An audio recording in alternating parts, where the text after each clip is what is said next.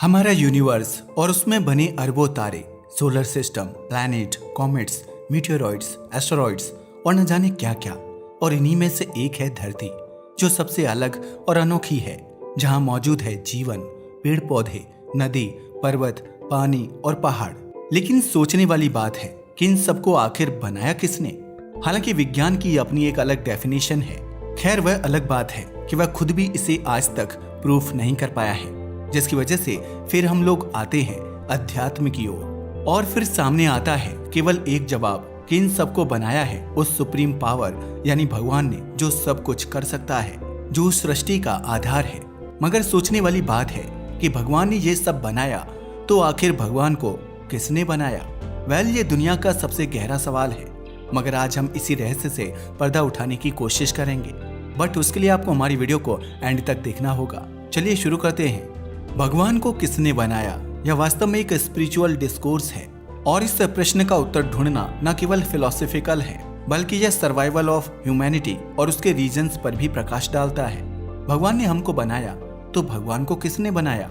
वास्तव में जब हम भगवान की उत्पत्ति के बारे में सोचते हैं तो हमारा दिमाग कहीं ना कहीं रुक जाता है, क्योंकि यह प्रश्न अपने आप में ही डीप एंड कॉम्प्लेक्स है। अगर आप भी प्रश्न का उत्तर जानना चाहते हैं तो आपको सनातन धर्म की शरण में आना ही होगा। ऐसा इसलिए क्योंकि सनातन धर्म न केवल दुनिया का सबसे पुराना धर्म है, बल्कि इसमें ईश्वर की अवधारणा भी बहुत यूनिक मिलती है।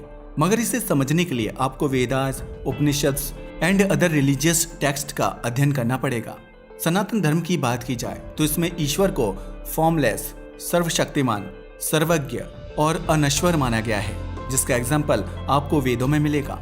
वेदों में ईश्वर को सत्यम, शिवम, सुंदरम यानी सत्य, कल्याण और सुंदरता का प्रतीक माना गया है। असल में यहाँ पर ईश्वर को निराकार रूप में देखा गया है, जो न तो किसी विशेष रूप में बना हुआ है और न ही किसी समय या स्थान में सीमित है। इस प्रकार भगवान का कोई निर्माण नहीं हुआ है, यानी कि उसे किसी ने नहीं बनाया है। भारतीय दर्शन विशेषकर सनातन धर्म में भगवान को निराकार और असीमित माना गया है। हमारे शास्त्रों में भगवान को एटर्नल एंड लेटेंट कहा गया है। इसका मतलब होता है कि भगवान का ना कोई प्रारंभ है और ना ही कोई अंत है। सनातन धर्म में भगवान को अनेक नाम से जाना जाता है, जैसे कि ब्रह्मा, विष्णु और शिव। लेकिन क्या आपको पता है कि इन सभी देवताओं के पीछे भी एक इनविजिबल पावर मौजूद है। एक्चुअल में सनातन धर्म के अनुसार भगवान का कोई निर्माण नहीं होता। भगवान स्वयं से विद्यमान है। वे सृष्टि के कारण है, लेकिन वे स्वयं में सृष्टि नहीं है। एक्चुअल में यह विचार हमें अद्वैत वेदांत से मिलता है, जो कहता है कि भगवान और जीव के बीच में कोई भेद नहीं है। और अगर वेदांत की बात की जाए तो इसमें ब्रह्मा की अवधारणा मिलती है। वेदांत दर्शन में ब्रह्म की अवधारणा इम्पोर्टेंट है। इसमें ब्रह्म को निराकार, अनंत और सभी का आधार माना जाता है। यह न केवल सृष्टि का कारण है, बल्कि सृष्टि के भीतर भी व्याप्त है। इसलिए उपनिषदों में कहा गया है तत्वम सिहि, यानी तुम वही हो। इसका मतलब हुआ कि हम सभी में ब्रह्मा की उपस्थिति है। इस दृष्टिकोण से भी पता चलता है कि ईश्वर का कोई निर्माता नहीं है, क्योंकि वह स्वयं अपने आप में पूर्ण और स्वतंत्र है। इसलिए कहा गया है कि ईश्वर को कोई नहीं बना सकता। लेकिन अगर बात की जाए भगवान के स्वभाव की, तो सनातन धर्म में भगवान के स्वभाव को भी वेरियस वेज में डिस्क्राइब किया गया है, जिनमें से कुछ बेहद फेमस फॉर्म है, जैसे अद्वितीयता, यानी कि भगवान अद्वितीय है और उनका कोई सृजक नहीं है। ईश्वर स्वयं ही सृष्टि है और सृष्टि के सभी तत्वों में व्याप्त है, फिर चाहे कोई भी जीव हो, जंतु हो या कोई स्थान। इसके अलावा भगवान का एक मुख्य स्वभाव है उनकी अनंतता, यानी कि भगवान अनंत है, समय और स्थान की सीमाओं से परे है। वे सदा से हैं और सदा ही रहेंगे। उनके स्वरूप की बात की जाए तो भगवान का स्वरूप अचिंत्य है, जिसका मतलब यह हुआ कि मानव मन से उनके स्वरूप को समझना असंभव है। भगवान की स्वाभाविकता की बात की जाए तो भगवान का कोई उद्देश्य नहीं है, क्योंकि वे अपने आप में ही पूर्ण हैं। वे सृष्टि का कारण हैं, लेकिन इसका अर्थ ये नहीं है कि उन्हें किसी ने बनाया है। अब आते हैं उस सवाल पर जो लगातार उठाया जाता है कि अगर भगवान को किसी ने नहीं बनाया तो उन्होंने सृष्टि को कैसे बना दिया। तो हम आपको बताते चलें, सनातन धर्म में सृष्टि का विचार अत्यंत महत्वपूर्ण है। ऐसा माना जाता है कि ईश्वर ने सृष्टि को अपने अंदर से ही प्रकट किया था। अगर सृष्टि की बात की जाए तो इसके 4 स्टेप हैं। नंबर 1 पर आता है सृष्टि, यानी कि क्रिएशन। भगवान ने संसार की रचना की, यह ब्रह्म के माध्यम से हुआ था। इसलिए ब्रह्म को सृष्टि का निर्माता भी माना जाता है। इसके बाद आता है पालन यानी कि सृष्टि का मेंटेनेंस। भगवान विष्णु को सृष्टि का पालनहार यानी पालन करने वाला कहा जाता है। ऐसा माना जाता है कि भगवान विष्णु सृष्टि के हर तत्वों की देखरेख करते हैं। इसके बाद में आता है डिस्ट्रक्शन यानी कि संहार। भगवान शिव को संहारक माना जाता है। असल में जब सृष्टि का चक्र पूरा हो जाता है तब भगवान शंकर इसका संहार कर देते हैं ताकि फिर से सृष्टि का निर्माण हो सके। इसका चौथा चरण है इसका इंटरनल यानी कि अविनाशी होना। एक्चुअल में सृष्टि का क्रिएशन और डिस्ट्रक्शन होता रहता है। यह चक्र निरंतर चलता रहता है। सृष्टि पालन और संहार एक चक्रीय प्रक्रिया है जिसमें ईश्वर का स्वभाव और उनकी अनंतता प्रकट होती है। इसके अलावा एक फिलोसॉफिकल पर्सपेक्टिव भी सामने आता है। फिलोसफर की बात की जाए तो फिलोसफर जो वेदांत और अद्वैत वेदांत के सिद्धांतों का अध्ययन करते हैं, वे इस प्रश्न का उत्तर देते हुए कहते हैं कि भगवान स्वयं ही साक्षात है और उनका कोई कारण नहीं है। भगवान को सत्य और स्वयं के रूप में देखा जाता है जो अपने आप में पूर्ण है।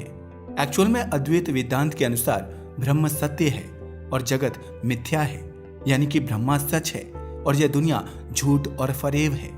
यहाँ सृष्टि को अस्थायी और परिवर्तनशील माना गया है, जबकि भगवान का स्वरूप शाश्वत और अनंत है। अगर भगवान के अस्तित्व को लेकर एक दूसरे दार्शनिक दृष्टिकोण की बात की जाए तो प्लेटो का विचार भी सामने आता है। प्लेटो एक दार्शनिक थे। उन्होंने कहा था कि सत्य का अस्तित्व एक ऐसी वास्तविकता है जो हमारे अनुभव से परे है।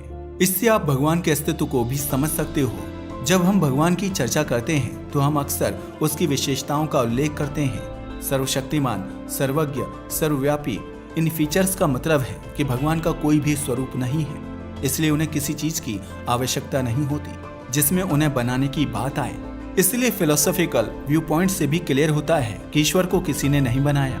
हाँ, उन्होंने इस पूरी सृष्टि को जरूर बनाया है। वैसे ये तो हमने सनातन धर्म की बात की, तो चलो अब हम बाकी के धर्म के दृष्टिकोण के आधार पर भी जानने की कोशिश करते हैं कि आखिर उनका भगवान की उत्पत्ति के बारे में क्या ख्याल है। अगर बात की जाए ईसाई धर्म की तो ईसाई धर्म में भगवान को परम पिता के रूप में देखा जाता है जो सृष्टि का कारण है, मगर यहाँ भी कोई शुरुआत या अंत नहीं है। इसी तरह इस्लाम में भी अल्लाह को सर्वशक्तिमान और सर्वज्ञ माना जाता है और इसका भी कोई आदि और अंत नहीं है। तो इस तरह यह एक इंटरेस्टिंग क्वेश्चन है जो हमें व्यक्तिगत रूप से भी सोचने पर मजबूर करता है कि भगवान की उत्पत्ति कैसे हुई। और जब हम अपने जीवन पर आगे बढ़ते हैं तो हमें अपने अस्तित्व और कर्म का अनुभव होता है। इसलिए हम खुद भी इस उत्तर को खोजने में सक्षम हो पाते हैं कि हम सृष्टि का एक हिस्सा हैं जिसे भगवान ने बनाया है। इस तरह आप एब्रिविएशन यानी संक्षिप्त में यह कह सकते हैं कि भगवान का कोई निर्माण नहीं हुआ है। ये स्टार्टिंग से ही विश्व में और सृष्टि के मूल में है और उनकी अपनी कोई आवश्यकता नहीं है। भगवान का स्वरूप अनंत, यूनिक और सर्वशक्तिमान है। इस दृष्टिकोण से यह बिल्कुल क्लियर है कि भगवान ने हमें बनाया, तो भगवान को किसने बनाया का आंसर ये है कि भगवान का कोई निर्माता नहीं है। वे अपने आप में कंप्लीट एंड इंडिपेंडेंट है। हम सभी ईश्वर के अंश हैं और हमें अपने अंदर की दिव्यता को पहचानने की कोशिश करनी चाहिए। साथ ही इस प्रश्न के उत्तर में निहित ज्ञान हमें आध्यात्मिकता की ओर गहराई में जाने का मार्ग दिखाता है, मगर उसके साथ साथ हमें इस बात का ध्यान रखना चाहिए कि किस प्रकार भगवान का स्वरूप और उनका ज्ञान अनंत है और हम उस ज्ञान की केवल एक छोटी सी झलक पा सकते हैं। वैसे यह तो हुई अध्यात्म के ज्ञान की बातें। अब आते हैं वैज्ञानिक दृष्टिकोण पर। वैज्ञानिक दृष्टिकोण से भी यह क्वेश्चन बहुत ज्यादा जटिल है। हालांकि विज्ञान ने इस बारे में खोज करने की बहुत कोशिश की है और विज्ञान का मानना है कि सृष्टि का आरंभ भगवान से नहीं बल्कि बिग बैंग से हुआ है। असल में बिग बैंग सिद्धांत की बात की जाए तो यह सिद्धांत बताता है कि सृष्टि एक अत्यंत डेंस एंड हॉट स्टेट से शुरू हुई थी। हालांकि यह सिद्धांत केवल सृष्टि के फिजिकल एस्पेक्ट्स को ही एड्रेस करता है और ईश्वर या उसके अस्तित्व को स्तर को छूता हुआ भी नजर नहीं आता है। साथ ही इसका एक दूसरा वैज्ञानिक दृष्टिकोण भी है और वो है the idea of deep time. कुछ वैज्ञानिक ऐसा मानते हैं कि समय और स्थान दोनों ही सृष्टि के आरंभ में उत्पन्न हुए थे। इसलिए यह कहना मुश्किल है कि पहले क्या था। भगवान को किसने बनाया, यह सवाल हमेशा से ही मानव जिज्ञासा का पार्ट रहा है। जब भी हम सृष्टि, जीवन और ब्रह्मांड से जुड़े गहरे रहस्य पर विचार करते हैं तो यह प्रश्न स्वाभाविक रूप से हमारे जहन में उठना शुरू हो जाता है। हालांकि विज्ञान हमें सृष्टि के मूल को समझाने की लगातार कोशिश करता है, जबकि धर्म और दर्शन का यह मानना है कि भगवान अनादि और अनंत है, उन्हें किसी ने नहीं बनाया, वह सृष्टि के कारण है। लेकिन विज्ञान और अध्यात्म का यह विचार हमारे सीमित ज्ञान और अनंत सत्य के बीच एक ब्रिज की तरह काम करता है, जहां हमारे प्रश्न हमारे ज्ञान की सीमा को छूते हैं, जिससे पता चलता है कि भगवान उस सीमा के परे के अस्तित्व का प्रतीक है। इस सृष्टि के बनने की वजह चाहे जो भी हो, लेकिन भगवान ने हमको बनाया तो भगवान को किसने बनाया, ये सवाल हमारे अस्तित्व ज्ञान और विश्वास के गहरे पहलुओं को टच करता नजर आता है। साथ ही यह हमारी सीमाएं और अनंतता के बारे में भी सोचने पर मजबूर करता है। शायद यह सवाल हमारे जीवन का एक महत्वपूर्ण हिस्सा है और हमें गहराई से विचार करने और खोजने के लिए हमेशा प्रेरित करता रहेगा। वैसे ही आपका इसके बारे में क्या ख्याल है? अपनी राय को हमें कमेंट करके बताना ना भूलिएगा। साथ ही अगर आपको हमारी वीडियो पसंद आए तो इसे लाइक और हमारे चैनल को सब्सक्राइब करना ना भूलें। धन्यवाद।